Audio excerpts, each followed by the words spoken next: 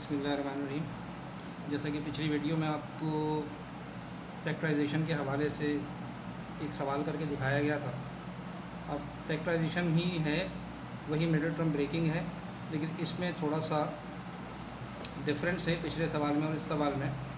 ये एक्सरसाइज 5.3 का question number 1 है, इसका चौथा पार्ट। इसमें देखें, पिछले वाले सवाल में स्क्वायर वाली टर्म के से पहले कोफिशिएंट 1 था, लेकिन अगर स्क्वायर वाली टर्म के साथ अगर कोई कोफिशिएंट आ जाए तो पहले आप इस कोफिशिएंट को लास्ट वाली टर्म से मल्टीप्लाई करेंगे।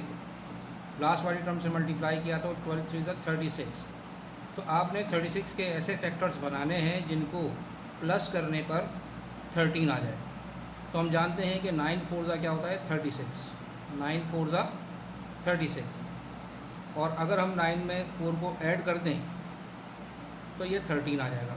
तो क्या मतलब हुआ कि आपके पास जो फैक्टर्स बने वो 9 + 4 बने। तो आपने अगले स्टेप में 13 की जगह पे 9 + 4 पुट करना है। पहली term as it is minus 13 की जगह आपने लिखा 9 + 4 इंटू x + 3। इसके बाद माइनस साइन से और बाहर वाले वेरिएबल से मल्टीप्लाई करके ब्रैकेट को ओपन कर दें तो 12x² माइनस प्लस माइनस 9 को x से मल्टीप्लाई किया 9x, फिर माइनस प्लस माइनस 4 को x से मल्टीप्लाई किया 4x + 3। अच्छा, अगर आप 9 + 4 लिखें या 4 + 9 कोई मसला नहीं है, दोनों से रिज़ल्ट सेम आएगा। उसके बाद इन दोनों टर्म्स में से कॉमन लें। दोनों टर्म में कॉमन क्या है, 3 का टेबल कॉमन है और x कॉमन है।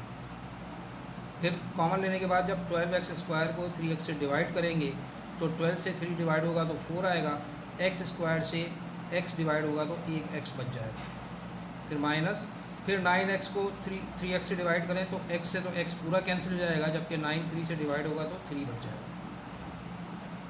इसके बाद इन दोनों से कॉमन लेना है। यहाँ पर जो भी साइन है वही साइन लेना है आपने, माइनस हो या प्लस हो। दोनों में कोई ना नंबर कॉमन है ना ही वेरिएबल कॉमन है, लेकिन अगर कुछ नहीं कॉमन होगा तो आपने 1 ज़रूर कॉमन लेना है।